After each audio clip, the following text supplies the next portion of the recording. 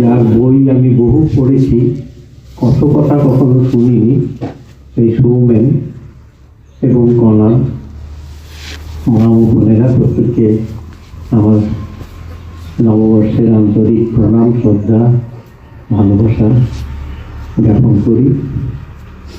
মানুষ জীবনে বহু ভুল করে, ক্রমাগত ভুল করতে থাকে, একটার পরে একটা। আমিও আর কি একটা বিরাট ভুল করেছি। কণাদ আমাকে বলেছিল প্রথমে বলতে, আমি বললাম না, সৌমেন আগে বলে নে। এটা যে কত বড় ভুল সেটা আমি এখন অনুভব করছি, কেননা আমি কি বলবো, যা কিছু সামান্য ভেবেছিলাম সব কিন্তু সৌমেন আমার মাথার ভেতর ওলট পালট করে দিয়ে বলার মতো এই মুহূর্তে আমি আর কিছুই খুঁজ পাচ্ছি না। ওই যে মূর্তি দেখে নিজের মতো হয়ে যাওয়া, সারদা মায়ের কথা শুনতে শুনতে আমারও খালি এখন ওই সারদা মায়ের কথাই মনে পড়ছে। আমার মনে আছে এক ভদ্রলোকের সাথে আমার আলাপ হয়েছিল, তিনি সারদা মায়ের সাক্ষাৎ শিষ্য ছিলেন। তিনি আমাকে একটা গল্প বলেছিলেন। গল্পটা এই যে তার বাড়ি ছিল বড়জোড়া থানার ওখানে মুক্তাপুর গ্রামে। তিনি ওখান থেকে সাইকেলে করে জয়রামবাটি যেতেন মায়ের সাথে সাক্ষাৎ করার জন্য, মাঝে মাঝেই যেতেন। এবং যাওয়ার পথে মা ম্যাচা খেতে খুব ভালোবাসতেন বলে বেলেতোর থেকে ম্যাচা কিনে নিয়ে সাইকেলের যেটাকে আমরা আগেকার দিনে ব বলতাম, সেই বতে ম্যাচাটিকে ঝুলিয়ে নিয়ে যেতেন। যাওয়ার পথে একদিন যেতে যেতে হঠাৎ এক জায়গায় সাইকেল থেকে নেমে উনি একটু জল খাচ্ছিলেন, সেই সময় সাইকেলটি উল্টে যায়, ম্যাচাগুলি মাটিতে পড়ে যায়। উনি যথারীতি আশ্রমে পৌঁছেছেন, তখন দুপুর প্রায় 12টা, 12:30। মা তাকে বললেন যে যাও তাড়াতাড়ি হাত পা ধুয়ে নাও, খাওয়ার বন্দোবস্ত আছে, খেয়ে নাও। উনি সেই ম্যাচাগুলি কিন্তু আর সাইকেল থেকে বা সেখানেই যেখানে লুকিয়ে রেখেছিলেন একটা থলির মধ্যে রেখে দিয়ে মায়ের কাছে দিয়ে খেতে বসেছেন। তো মা তাকে বললেন যে বাবা, তুই যে ম্যাচাগুলো এনেছিলি, ম্যাচাগুলো মাটিতে পড়ে গেল বলে কি আর আমাকে দেওয়া চলে না? ম্যাচা তো পড়েছে প্রকৃতিতে, আমি তো প্রকৃতি, আমি তো তখনই ওটা গ্রহণ করে ফেলেছি। তো ভদ্রলোক অসম্ভব বিচলিত হয়েছে, আবার তাড়াতাড়ি ছুটে এসে সেই ম্যাচা তাকে দিয়েছেন মাকে। মা সেই ম্যাচা গ্রহণ করেছেন। এই কথাটা আমি, সেই ভদ্রলোক প্রায় 92 বছর বেঁচে ছিলেন, আমি তার নিজের মুখ থেকে এই কথাটা শুনেছি। এই যে সৌমেন বলছিলাম না, মা যুগজননী, যুগজননী অধ্যাপক রমেশচন্দ্র মজুমদার তার একটা কথায় লিখেছেন যে she is the last of the ancient and first of the modern। অর্থাৎ প্রাচীনতার তিনি হচ্ছেন শেষ আর আধুনিকতার শুরু। মাকে দিয়েই আধুনিক রমণীর জীবন শুরু হয়েছে। আমরা এখন তো ভাবতে পারবো না আমাদের এই যে মা বোনেরা বসে আছেন তারা কত স্বাধীনতা উপভোগ করেন। সেই সময়ে একটা রমণী জীবনে যে পরাধীনতা, যে অশিক্ষা, কুশিক্ষা, তার থেকে মা সব সময় আমাদের মেয়েদের মুক্ত করতে চেয়েছেন। তিনি, আপনারা সবাই জানেন, বিবেকানন্দ যখন ভগিনী নিবেদিতাকে ভারতবর্ষে আমন্ত্রণ জানিয়েছিলেন, ব্রিটেনে যেয়ে যখন মার্গারেট নোবেল যখন তার সাথে বারবার দেখা করেছিলেন, তখন তিনি যখন নিয়ে এসেছিলেন ভারতবর্ষে আসতে বলেছিলেন, তখন ভারতবর্ষের সময় তাকে কিন্তু সঠিকভাবে গ্রহণ করেনি, অজস্র বাধার সম্মুখীন হতে হয়েছে। এবং সেই সময় তাকে একমাত্র যিনি সাহচর্য দিয়েছিলেন, শক্তি জুগিয়েছিলেন, তিনি হচ্ছেন শ্রী শ্রী মা। আপনারা সবাই জানেন যে নিবেদিতা যে ফ্রি স্কুল তৈরি করেছিলেন কলকাতায়, এবং প্লেগ মহামারীর সময় নিবেদিতার যে অসাধারণ সেবা কার্য, তার পেছনে কিন্তু শ্রী শ্রী মা সারদা ছিলেন প্রধান শক্তি। সেই জন্যে পণ্ডিত জওহরলাল নেহরু একটা কথাই লিখেছিলেন যে her life is not limited to be the wife of a priest, but a harbinger of woman emancipation।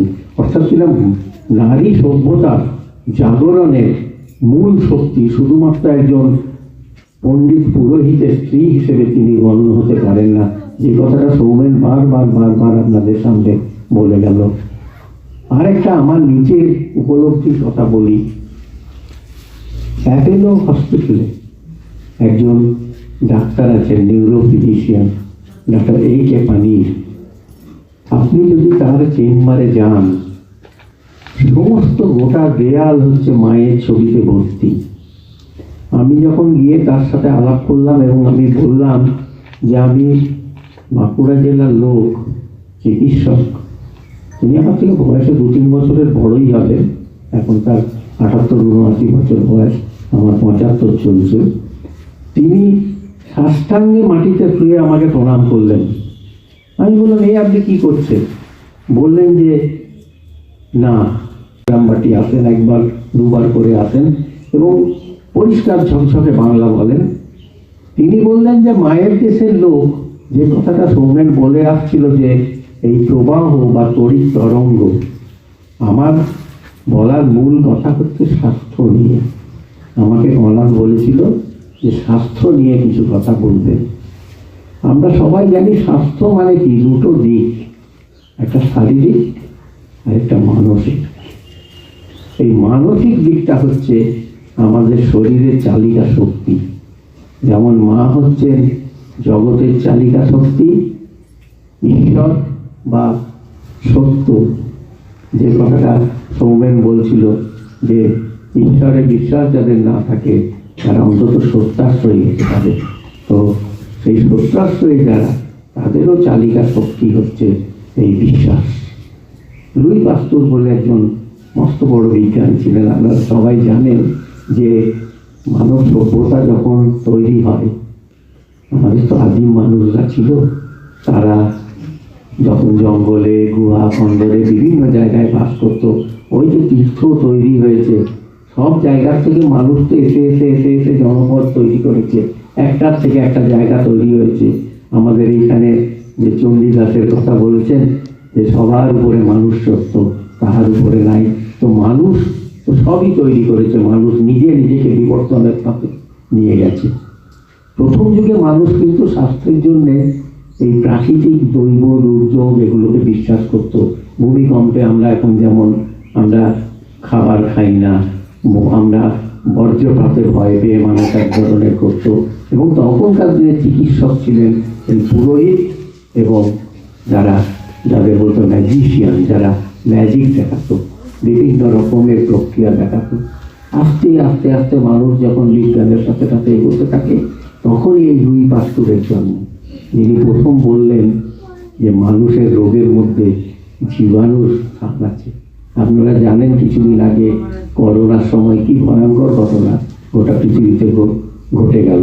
আমরা সবাই আতঙ্কিত হয়ে গেলাম, লকডাউন হলো, ঘর থেকে বেরোনো বন্ধ হয়ে গেল। এটা সামান্য ভাইরাস। এই জীবাণু ঘটিত রোগের যে আক্রমণ থেকে লুই পাস্তুর একটা কথা বলেছিলেন যে মানুষের আর মানুষের মধ্যে অবলম্বন হচ্ছে বিশ্বাস। বিশ্বাস যেখানে থাকবে না, সেখানে কোনো আকর্ষণ থাকবে না, সেখানে কোনো বাইন্ডিং থাকবে না, কোনো বন্ধন থাকবে না।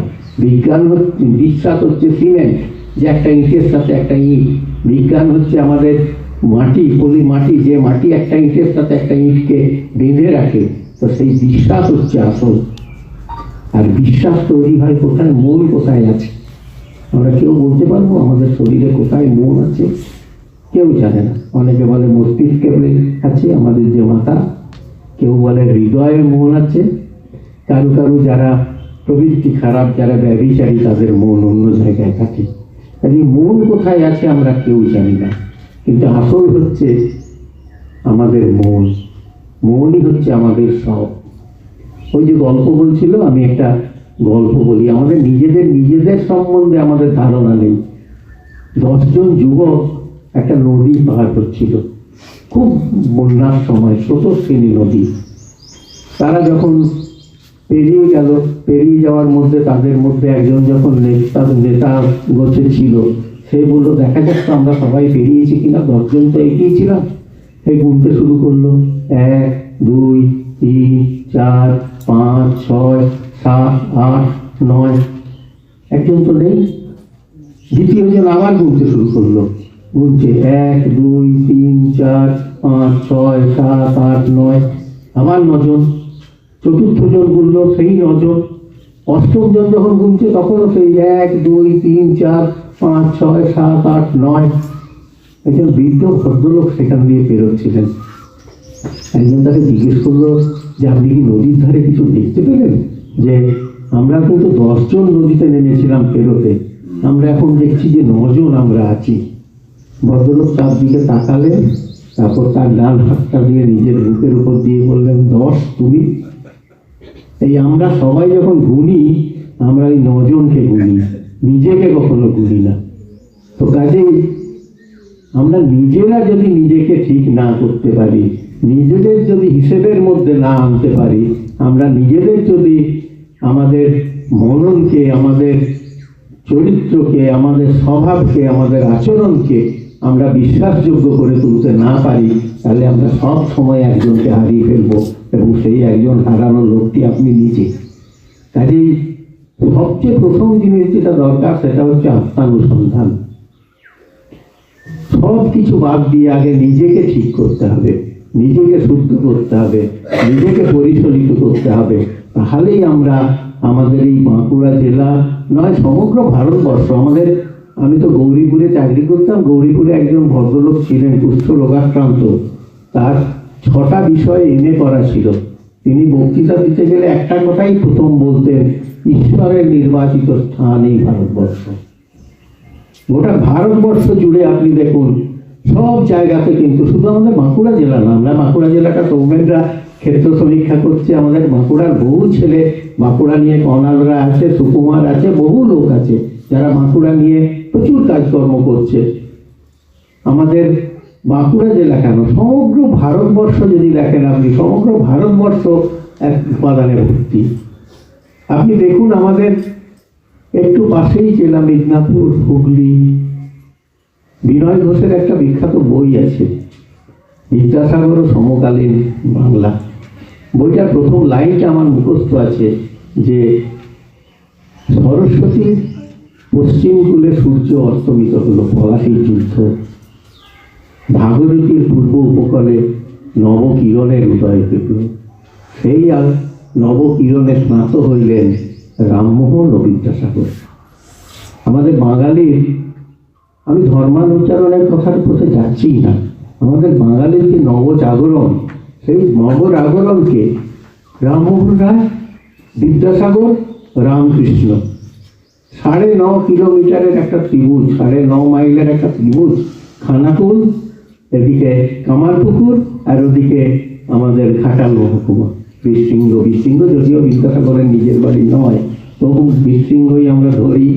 এই 9.5 কিলোমিটারের তফাতের একটা ত্রিভুজ। তখন আমাদের এই দ্বারকেশ্বর দিয়ে, দ্বারকেশ্বর নয় তো ধবলগিরি দিয়ে জলধারা প্রবহমান। আপনারা রামকুমার মুখোপাধ্যায়ের বই হয়তো পড়েছেন, ধনপতি সিংহল যাত্রা, সেখানে দেখতে পাবেন যে সব সময় বহতা নদী।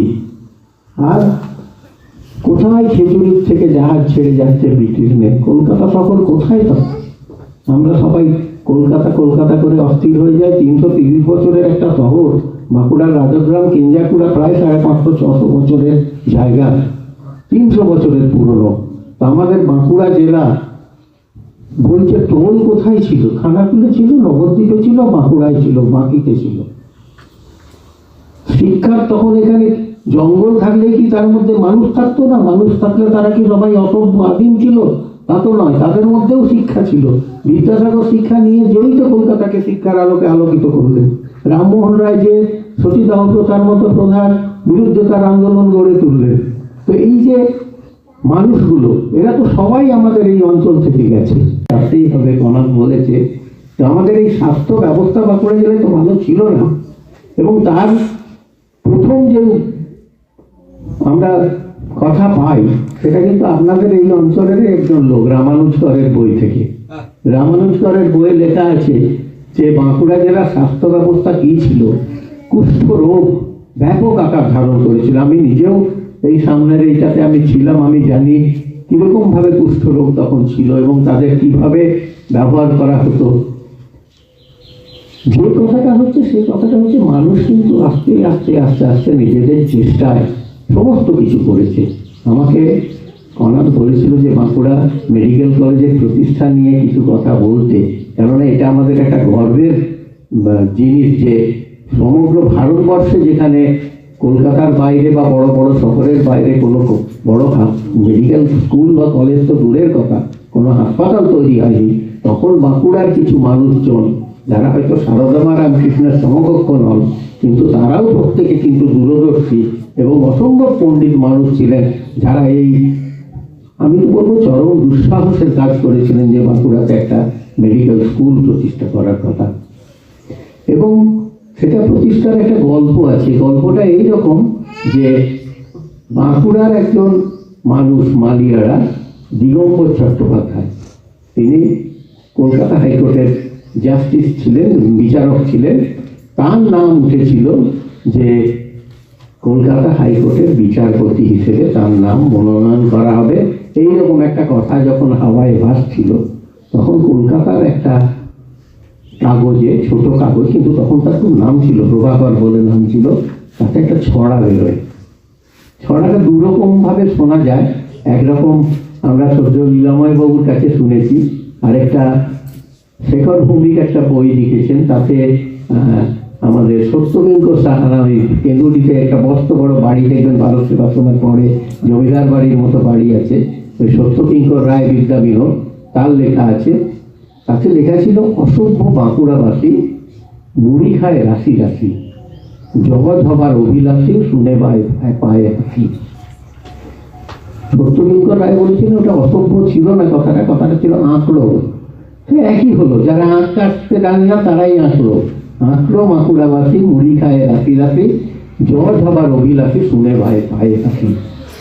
এইটা শোনার পরে তৎকালীন যারা কলকাতায় আমাদের বাঁকুড়া জেলার অধিবাসী ছিলেন, কিছু কিছু মানুষ খুব ভালো জায়গায় ছিলেন, শিক্ষিত ছিলেন, উচ্চ পদে ছিলেন, তাদের অসম্ভব একটা ধিক্কার জন্মায় নিজেদের সম্বন্ধে। তারা তখন একটা 1911 সালটা খুব প্রসিদ্ধ এই কারণে যে 1911 সালে যারা খেলাধুলো ভালোবাসেন, খেলাধুলোর সাথে যুক্ত, যারা জানবেন মোহনবাগান প্রথম ইস্ট ইয়র্কশায়ার ক্লাবকে, একটা ব্রিটিশ ক্লাবকে হারিয়েছিল ফুটবল খেলায়। গোষ্ঠপাল, যার স্ট্যাচু কলকাতার মাঠে আছে, সানুকুল চ্যাটার্জি, হীরালাল চক্রবর্তী, এই সমস্ত প্লেয়ার যারা ছিল, সেই 1911 সালে মোহনবাগান ইস্ট ইয়র্কশায়ারকে হারায়। একটা সারা বাঙালির মধ্যে একটা চরম উন্মাদনা দেখা যায়, জাতীয়তাবাদী উন্মাদনা। এবং বাঁকুড়ার এই মানুষজন মিলে বাঁকুড়া সম্মিলনী বলে একটা প্রতিষ্ঠান শুরু করেন, এবং তারা তখন এসে বাঁকুড়াতে কাজ করতে শুরু করেন। কাজ করতে এসে তারা দেখেন যে বাঁকুড়াতে শিক্ষার অভাব, স্বাস্থ্যের অভাব, কলেরা, বহু মানুষ মারা যাচ্ছে, গ্রামকে গ্রাম উজাড় হয়ে যাচ্ছে। আর তার সবচেয়ে বড় কারণ হচ্ছে ওই যে সৌমেন বলছিল যে আমাদের পুরী যাওয়ার পর ওই পুরীতে রথযাত্রায় শত শত ভক্ত যাচ্ছে, তারা ফিরে আসছে। বিষ্ণুপুরের মহারাজা প্রচুর মন্দির করেছেন, সেই মন্দিরে তারা যাচ্ছে, তাতে বিষ্ণুপুরের লাভ হচ্ছে, কেননা মন্দিরে প্রচুর অর্থ সংগ্রহ হচ্ছে।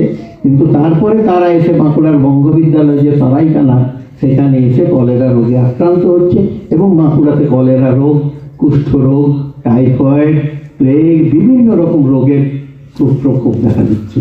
তারা এখানে এসে কাজ করতে দেখলেন যে শুধু এই কাজ করলে তো হবে না, তাদের জন্য স্বাস্থ্য ব্যবস্থার জন্য চিকিৎসক দরকার। তারা প্রথম একটা মেডিকেল স্কুল করার কথা ভাবলেন। 1920 সালে এই সংস্থাটি লিপিবদ্ধ হলো, রেজিস্ট্রি হলো, এবং তারপরে তারা বাঁকুড়া মেডিকেল স্কুল তৈরি করলেন। প্রথম নীলাম্বর মুখোপাধ্যায় এবং তার ভাই ঋষিভর মুখোপাধ্যায় ছিলেন কাশ্মীর রাজার দেওয়ান।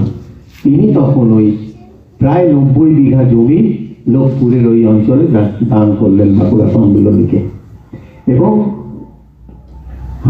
স্কুল তৈরি হলো। প্রথম যারা সব শিক্ষক এলেন তারা বাঁকুড়ারই লোক কিছু কিছু ছিলেন, এবং বাইরের থেকেও কিছু কিছু মানুষ এসে হাসপাতাল শুরু হলো।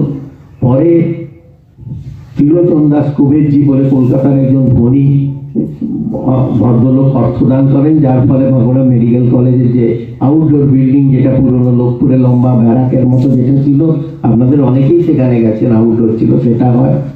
এবং তারপরে আস্তে আস্তে এটা স্বাধীনতার আগে প্রথম মেডিকেল স্কুল বন্ধ হয়ে যায়, সেখান থেকে প্রচুর চিকিৎসক বেরোয়, এলএমএস ডাক্তার তখন যারা বেরোয় তারা বাঁকুড়া, পুরুলিয়া, বীরভূম এবং বিশেষ করে ধানবাদ অঞ্চলে তারা কিন্তু চিকিৎসার ব্যবস্থার সাথে যুক্ত হয়ে বাঁকুড়া জেলার স্বাস্থ্য ব্যবস্থার কিন্তু উন্নতি হতে শুরু করে। পরে সরকার বাহাদুর আমাদের মেডিকেল স্কুল বন্ধ করে দেন, তখন মাঝে 3 থেকে 4 বছর বাঁকুড়া মেডিকেল স্কুল বন্ধ ছিল। তারপরে তারা আবার নতুন উদ্যোগে এটাকে মেডিকেল কলেজে পরিণত করেন এবং শেষকাল অবধি সরকার, পশ্চিমবঙ্গ সরকার, বিধানচন্দ্র রায় যখন মুখ্যমন্ত্রী, সেই সময় এইটাকে সরকার অধিগ্রহণ করে বাঁকুড়া সম্মিলনী মেডিকেল কলেজ প্রতিষ্ঠা করেন। এবং বাঁকুড়ায় এই সম্মিলনী মেডিকেল কলেজ প্রতিষ্ঠার সঙ্গে সঙ্গে যে সমস্ত চিকিৎসক এসেছিলেন তারা অনেকেই কিন্তু বাইরের থেকে এসেছিলেন। যেমন যাদের নাম শোনা যায়, রামগতি বন্দ্যোপাধ্যায় প্রখ্যাত ধাত্রীবিদ ছিলেন, তার বাড়ি অবশ্য বাঁকুড়া জেলাতেই ছিল। কিন্তু দুর্গাদাস গুপ্ত, তিনি এসেছিলেন কলকাতার হালি শহর থেকে। আর ছিলেন ক্যাপ্টেন নরেন ব্যানার্জি, ডক্টর ক্ষুদিরাম দে, প্রফেসর সুধীর সেনগুপ্ত এবং অন্যান্য বহু গুণী চিকিৎসক এসে বাঁকুড়া মেডিকেল কলেজ কিন্তু একটা জায়গা করে নেয়। আপনারা সবাই জানেন, যারা পুরনো লোক তারা জানবেন যে এক সময় কিন্তু বাঁকুড়া মেডিকেল কলেজের অসম্ভব একটা বিশ্বাসযোগ্যতা আমাদের বাঁকুড়ার জনজীবনে ছিল। এই মেডিকেল স্কুল এবং কলেজের সাথে যেটার কথা আমাকে বলতেই হবে সেটা হচ্ছে গৌরীপুর লেপ্রোসি হসপিটাল। পশ্চিমবঙ্গ নয়, সমগ্র এশিয়াতে এত বড় কুষ্ঠরোগের হাসপাতাল কোথাও নেই। এবং শুধুমাত্র যে পশ্চিমবঙ্গ নয়, সমগ্র ভারতবর্ষের থেকে রুগী এখানে চিকিৎসার জন্য আসতো। এখানে চিকিৎসার সঙ্গে সঙ্গে যে তাদের পুনর্বাসনের যে ব্যবস্থা ছিল সেটাও কিন্তু পিয়ার ডোমাতে ছিল, আমাদের আদ্রার কাছে মণিপুরে ছিল। এই যে পুনর্বাসনের ব্যবস্থা ছিল, আপনারা যারা সমরেশ বসু সাম্য পড়েছেন তারা জানবেন যে তার জন্য চলে গেছিলেন কোথায় না, কোণারক মন্দিরের কাছে। তার কারণ তখন উড়িষ্যার ওই জায়গাতে আয়ুর্বেদিক চিকিৎসার ব্যবস্থা ছিল কুষ্ঠরোগের। বাঁকুড়া জেলাকে অনেক লোক বলে যে কুষ্ঠর শহর। আমরা ছোটবেলাতেও শুনেছি, বাঁকুড়া, কলকাতার লোক বলতো বাঁকুড়া জেলা তো কুষ্ঠর জন্য বিখ্যাত, তারা বাঁকুড়াও বলতো না, বাঁকুড়াও বলতো। তো তার একটা প্রধান কারণ হচ্ছে বাঁকুড়া জেলাতে কুষ্ঠরোগের চিকিৎসার ব্যবস্থাটা প্রতুল ছিল। বহু চিকিৎসক ছিলেন। যখন অন্য জায়গার চিকিৎসকরা কুষ্ঠরোগীকে ঘৃণা বলে সরিয়ে দিতেন, তখন কিন্তু বাঁকুড়া শহরে বহু চিকিৎসক কুষ্ঠরোগী সেবা করতেন। এবং বাঁকুড়া শহরে সত্যি সত্যি কুষ্ঠরোগীর সংখ্যা ছিল, গ্রামে গঞ্জে তো ছিলই। আমরা সবাই যদি ভাবি, আমাদের এই অঞ্চলেও অনেক রোগী ছিল এক সময়। এখন কিন্তু আস্তে আস্তে এই রোগটাকে আমরা দূর করতে পেরেছি। কিন্তু আমরা যেটা পারিনি সেটা হচ্ছে আমরা এই জীবাণুঘটিত রোগ, আমি আরেকটু অন্যদিকে চলে যাচ্ছি, একটু বেশি সময় লেগে যাবে। সেটা হচ্ছে আমরা যেটা পারিনি সেটা হচ্ছে আমরা এই জীবাণুঘটিত রোগকে বোধহয় দূর করতে পেরেছি, কিন্তু আরেকটা রোগ কিন্তু আমাদের সমাজকে গ্রাস করছে। সেটা হচ্ছে, এটাকে আমরা বলি মেটাবলিক ডিজিজ, যেমন ডায়াবেটিস, হাইপারটেনশন, রক্তচাপ, উচ্চ রক্তচাপের রোগ, ওবেসিটি। আপনি গ্রামে আগে ছেলে দেখতেন সব পাতলা চিকচিকে টিকটিকে ছেলে, এখন আপনি বাড়িতে বাড়িতে দেখবেন মোটা মোটা ছেলে, মোটা মোটা মেয়ে। মারা তাদের মানে 1টি 2টি বাচ্চা, এটার মতো নয় তো আমাদের 5জন 6জন ভাই খাওয়া দাওয়া ভাগ করে করে খাওয়া, তা তো নয়। 1জন 2জন বাচ্চা, তাকে অপরিমিত খাওয়ানো হচ্ছে। আর ওই আমাদের বোকা বাক্স বেরিয়েছে, তার থেকে যত রকমের এই বিভিন্ন রকমের ফুড ড্রিঙ্কস, অমুক টুসুক, ছেলে ঘরে ফিরেই টিউশনি করে এসেই বলছে কোল্ড ড্রিঙ্কস খাবো, মা সঙ্গে সঙ্গে গ্লাসে করে একটু কোল্ড ড্রিঙ্কস দিয়ে দিচ্ছে। রামদেব বাবা বলেছিলেন যে ওটা বাথরুম পরিষ্কার জন্য সবচেয়ে ভালো হারপিকের বদলে। হ্যাঁ, তো কিন্তু আমরা সবাই দেখবেন আপনি কোল্ড ড্রিঙ্কস খাচ্ছে রাস্তায়, গ্রামে, সব জায়গাতে, গ্রামে গ্রামে ফাস্ট ফুডের দোকান, কুরকুরে, তারপরে আমার কি লেস, অমুক ছোট ছেলে 3.5 বছর বয়স হয়েছে, এটা হয়তো দেখবেন যে বলবে যে কুরকুরি খাবো। খাওয়া দাওয়াটা যে বিষয়টা ঘটে গেছে, আমাদের পরিবর্তন ঘটে গেছে। আপনারা মারা রাগ করবেন না, আমি একটা কথা বলি, আমাদের মারা রান্না করতে যত ভালোবাসতেন আপনারা আর বাসেন না। আমাদের মারা যত যত্ন করে রান্না করতেন এখন বাসেন না আপনারা। রান্নাটা একটা দায় হয়ে দাঁড়িয়েছে আস্তে আস্তে। কাজে প্রকৃতিগত খাদ্য, সবুজ সবজি, ভাত ডাল সবজি, একটু ছোট মাছ, হ্যাঁ এখন দেখবেন মাছ বললেই মেয়ে বলছে পমফ্রেট খাবো, আমরা বলতাম চাঁদা মাছ। একটা মাছ যখন পমফ্রেট মাছ টাটকা মানে বুঝবেন সেটা 20 দিনের পুরনো, 20 দিনের আগে সেটা মাকুড়া বাজারে আসে না। কিন্তু আমরা ছোট মাছ, চুনো মাছ, মৌরলা মাছ আমরা খাই না, যার গুণ বেশি। সবুজ সবজি যার গুণ বেশি আমরা খাই না। আমরা ভাত খাই বেশি বেশি, সবজি খাই কম, আর প্রোটিন জাতীয় জিনিস আমরা কম খাই। জল আমরা পরিমিত খাই না। জলের ব্যবস্থা আমাদের এখানে এখনো তেমন ভালো হয়ে ওঠেনি। পুকুর যেগুলো ছিল আমাদের ভালো, আমরা সব নষ্ট করে ফেলেছি। আপনি দেখবেন আগে প্রত্যেক গ্রামে একটা করে পুকুর ছিল, যেটাকে দেবজ্ঞানে পুজো করা হতো একটা পুষ্করণীকে, কিন্তু আমরা পুকুর সব নষ্ট করে ফেলেছি। আমাদের ইন্দারা আর নেই আগের মতো। ডিপ টিউবওয়েল আমরা সব সময় নিয়ম হচ্ছে যে আমাদের নিয়ম হচ্ছে ফার্স্ট ইম্পেরিয়াস লেয়ার, যেখানে প্রথম জল পাওয়া গেল সেটাকে অতিক্রম করে জল তুলতে হবে। আমরা অর্থগত কারণেই হোক বা লাভজনক কারণেই হোক, ওই প্রথম যেখানে ঢুকলো সেখান থেকে জল তুলে দিচ্ছি। আমাদের জল খারাপ হয়ে যাচ্ছে, আমাদের খাবার অভ্যেস খারাপ হয়ে যাচ্ছে, আমাদের শারীরিক কসরত, শারীরিক পরিশ্রম আমরা করছি না। যার জন্য কি হচ্ছে, প্রত্যেক ঘরে ঘরে দেখবেন আপনি হাইপার টেনশন, উচ্চ রক্তচাপের রোগ, diabetes. Bharatvarsha diabetic capital of India, Bharatvarsha পৃথিবীর রাজধানী হতে চলেছে। এবং এত অসংখ্য ডায়াবেটিস রোগী তৈরি হচ্ছে, তার কোনো ইয়ত্তা নেই। আমি পরশুদিন এখানের একটি পেশেন্ট দেখলাম, এই আশেপাশের গ্রামের নাম আমার মনে আছে বলবো না, দাঁতে ব্যথা হয়েছিল, দাঁত তোলার পর ঘা শুকোচ্ছে না, 560 সুগার এসছে পরশুদিন। আপনাদের যেটা আমার বিনীত অনুরোধ সেটা হচ্ছে মাদের জন্যে, সেটা হচ্ছে আপনারা একটু নিজেদের স্নেহ কমান। ছোট ছেলে মেয়েদের এত স্নেহ করার প্রয়োজন নেই।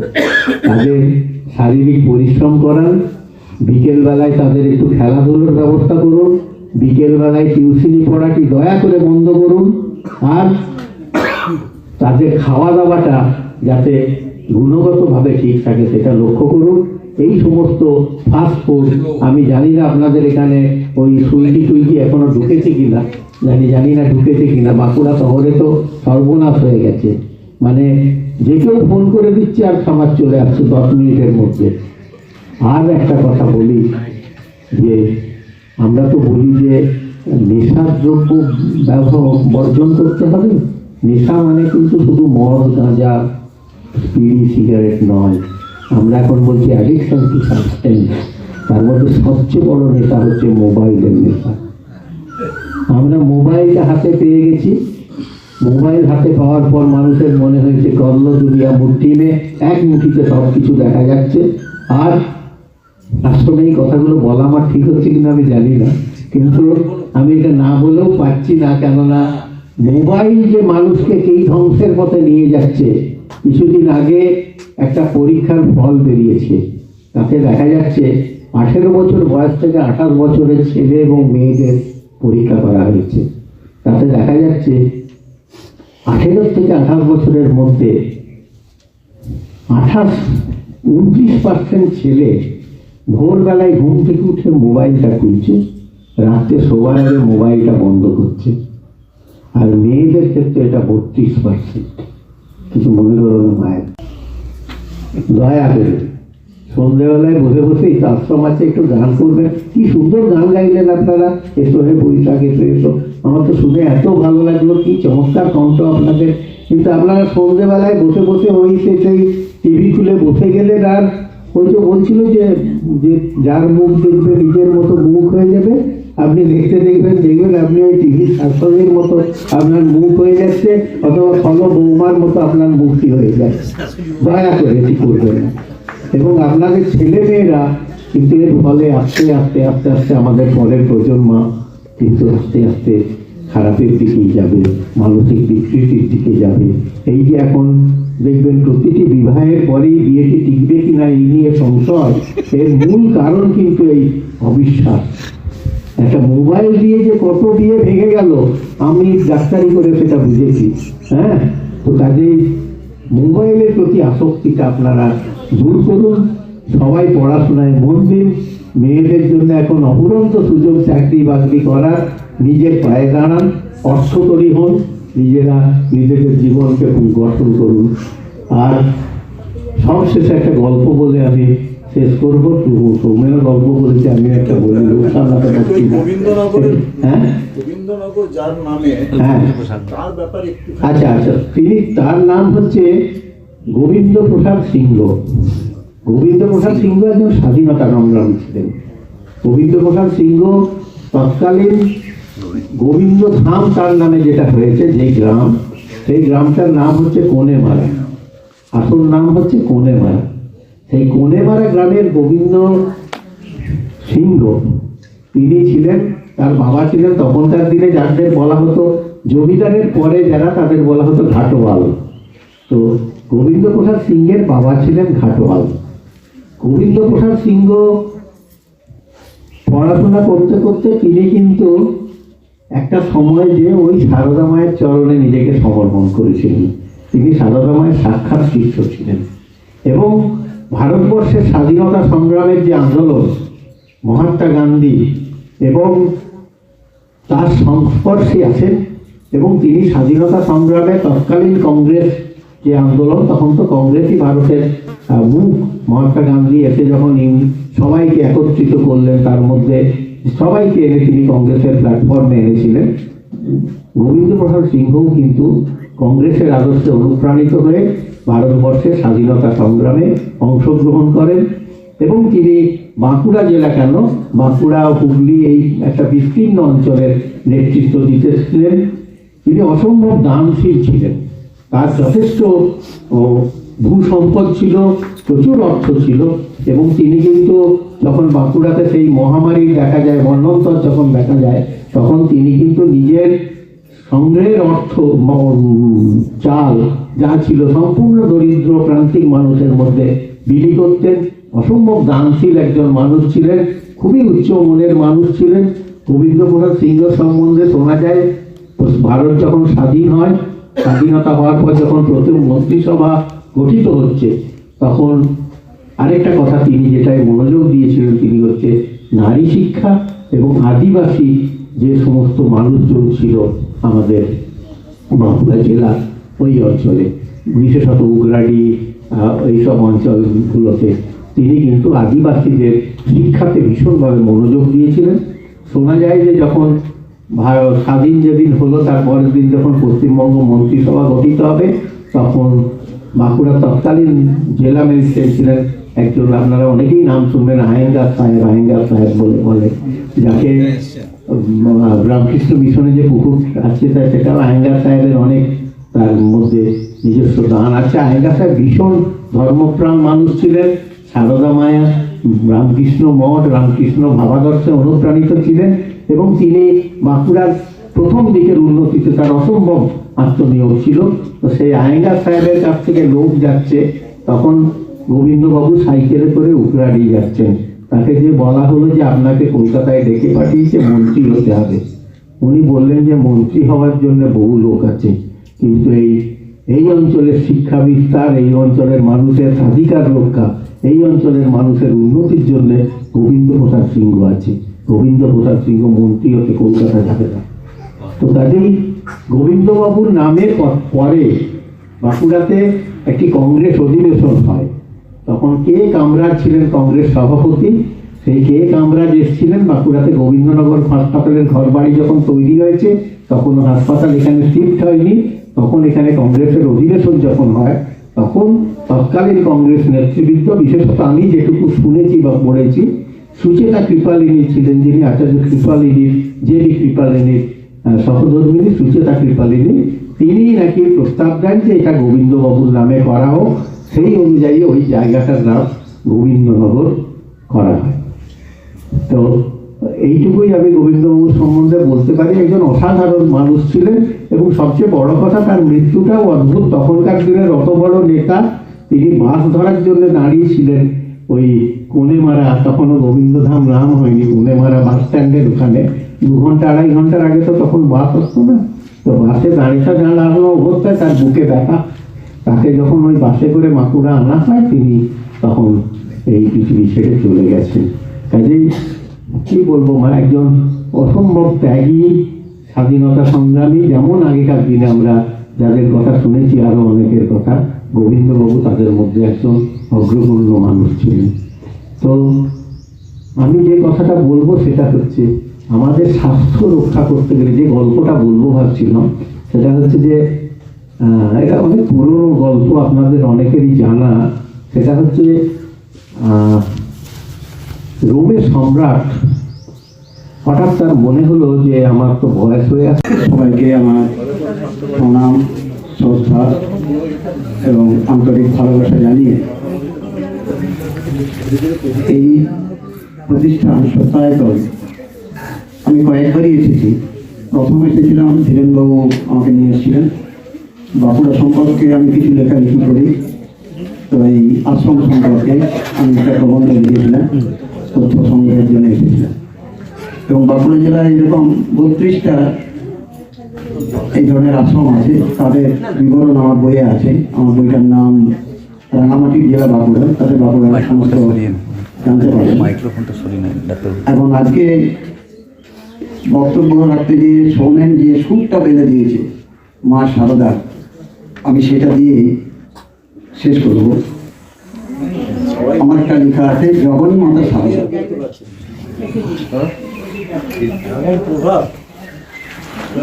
জগৎ পূজা জগন্মাতা ওগো সারদা মনে, শরৎ রহিম আমজাদ আর নিবেদিতা জননী।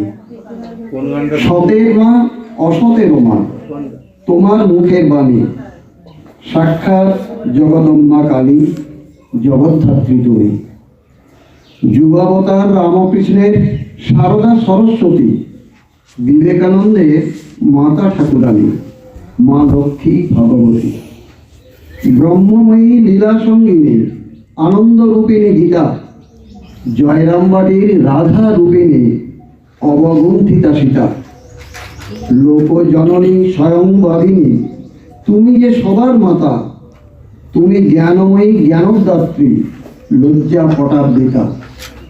শ্যামা সুন্দরী রামচন্দ্রকে নিজ পরিচয় দিতে, কন্যা রূপে এসেছিলে তুমি কৃষ্ণা সপ্তমীতে। নমস্কার। হে প্রিয় সাথী, তুমি মোরে নয়নে নয়নে রাখিও, মম চির দিবসে। হে প্রিয় সাথী, তুমি মোরে নয়নে নয়নে রাখিও, জীবনে মরণে শরণে মননে, সাথে সাথে মোর থাকিও, মম চির দিবসে। হে প্রিয় সাথী, তুমি মোরে নয়নে নয়নে রাখিও। পদে পদে আমি পদ ভুলে যাই, পলকে পলকে তোমারে হারাই।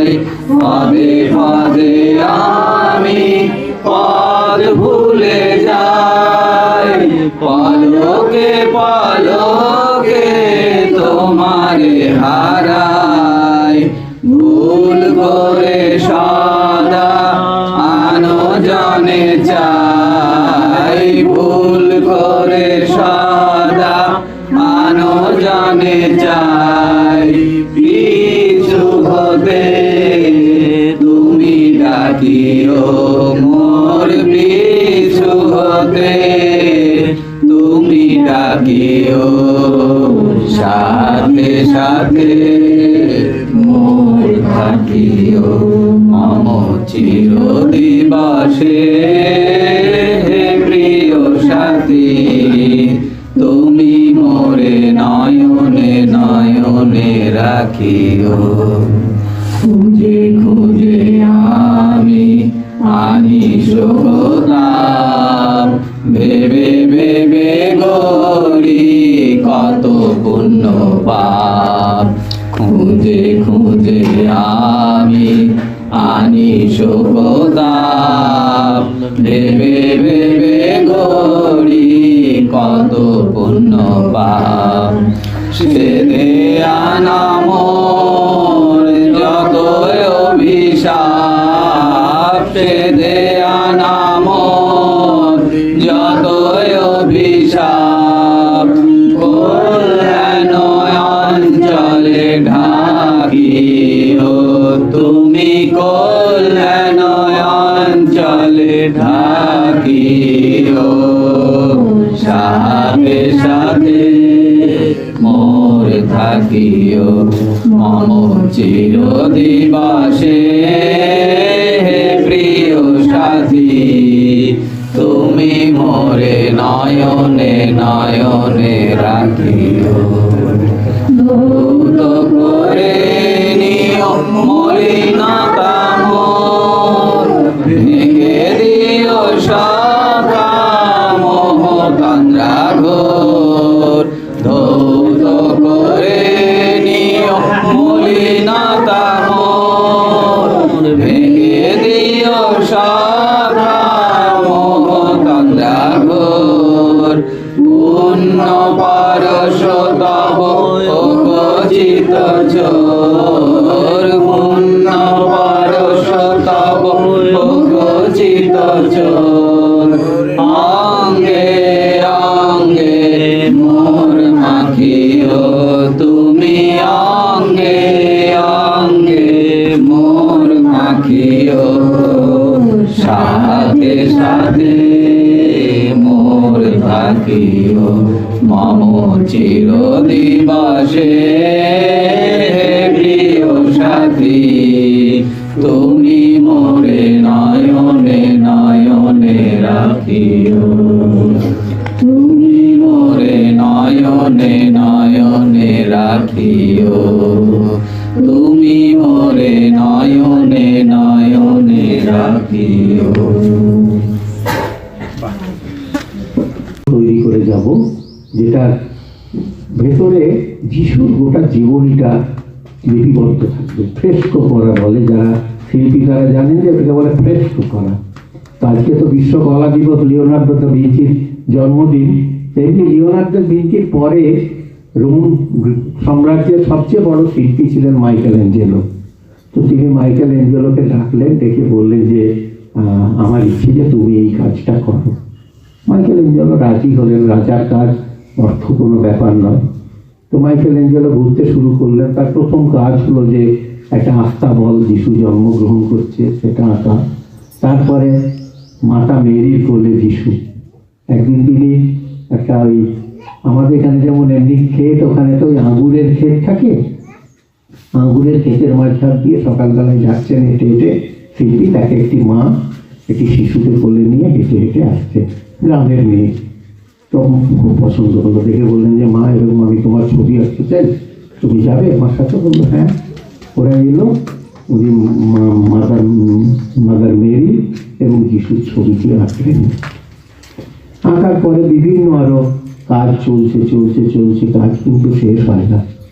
একদিন রাজা ডাকলেন, দেখে বললেন যে হ্যাঁ এরকম আমার তো আরো শরীর খারাপ হয়ে যাচ্ছে, তুমি তাড়াতাড়ি কাজ শেষ করো, তাড়াতাড়ি কাজ শেষ করো। শিল্পী তো খুঁজে পাচ্ছেন না, একটা জায়গায় এসে আটকে গেছে। আপনারা সবাই জানেন যে যিশুর সবচেয়ে নিকট যে শিষ্য ছিল জুডা, সেই জুডাসই যিশুকে ধরিয়ে দিয়েছিল রাজার হাতে। তো জুডাসকে কিছুতেই খুঁজে পাচ্ছেন না, এদিকে খুঁজছেন ওদিকে খুঁজছেন। ওই যেমন সৌমেনের রাখাল ভালো মুখ মেলাচ্ছিল, উনি আর জুডাসের মুখ মেলাতে পারেন না। ঘুরতে একদিন দেখে একটা রোমের উপকণ্ঠে একটা জায়গায় একটা সরাইখানা, মানে ওদের মানে সরাইখানা মানে মদ টদ সব বিক্রি হয়, সমস্ত রকম গর্হিত কাজ হয়। সেইখান থেকে একটি লোক ভোরবেলায় কুঁজো মতো একটু দাঁড়িয়ে আছে, খোঁচা পাতলা ঝুঁকে বেরিয়ে যাচ্ছে। দেখেই মনে হলো এই তো আমার জুডাস হতে পারে। সে তো তখন মানে ঠিক স্বাভাবিক অবস্থায় নেই, শিল্পী তার সাথে কথা না বলে হেঁটে তার বাড়িতে এসছে, বাড়িতে ঢুকে গেছে। এক বৃদ্ধা ভদ্রমহিলা বেরিয়েছে, তাকে বললেন যে এই ছবিটা আমি নেবো, ওনার ছবি আনবো। সে একটা বিশাল অঙ্কের টাকা দাবি করলেন। তো শিল্পীর হাতে কোনো উপায় নেই, বললেন হ্যাঁ আমি রাজি, তুমি নিয়ে এসো। পরের দিন নিয়ে এলো, 2-3 দিন পরে ওর ছবি আঁকা হলো। বললো আমি পুরো টাকাটা দেবো না, অর্ধেক তোমাকে দিচ্ছি আর অর্ধেক কাজ শেষ হলে দেবো। তো পুরো ছবি আঁকা হয়ে গেল। শিল্পী গেছেন ওই বাড়িতে টাকাটা দিতে। টাকাটা দেওয়ার পর ওই ভদ্রমহিলা বেরিয়েছে, বলছেন যে টাকাটা দিয়েছে, বলছেন যে শিল্পী ঘুরে চলে আসছে।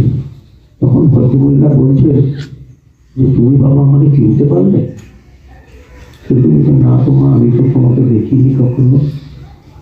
বলছেন আপনি চিনতে পারলেন না? আপনার মনে নেই? আপনি আঙুর ক্ষেতের মাঝে আমি যাচ্ছিলাম, আপনি আমাকে ডেকে নিয়ে গেলেন, আমার আর আমার ছেলের ছবি আঁকলেন। বলছে হ্যাঁ মনে পড়েছে মা। বলছে ওই ছোট ছেলেটি তো আজকের এই ছেলেটি। শিল্পীর তো মাথায় হাত। পৃথিবীর সবচেয়ে পবিত্রতম একটি শিশু যাকে যিশু বলে এঁকেছে, সেই যিশুই জুডাস হয়ে গেছে। আমাদের সমাজ এমনই, আমাদের সমাজ একজন মানুষকে পবিত্রতম জিনিসকে সবচেয়ে কদর্যতম জিনিসে পরিণত করে। কাজেই সবের শেষ কথা হচ্ছে আমাদের সমাজকে ঠিক হতে হবে, আমাদের সবাইকে ঠিক হতে হবে, আমাদের প্রত্যেককে নিজের কপাল বুকে হাত দিয়ে 10 গুনতে হবে। তবে আমরা সবাই আমাদের যে অভিষ্ট লক্ষ্য, সেই লক্ষ্যে এগিয়ে যেতে পারবো। তা না হলে কিন্তু এটা কখনোই সম্ভব নয়। অনেকক্ষণ বকল করলাম, অনেক বিরক্তি উৎপাদন করলাম। আপনাদের সবাইকে অনেক নমস্কার, ধন্যবাদ জানিয়ে আমার কথা শেষ করছি।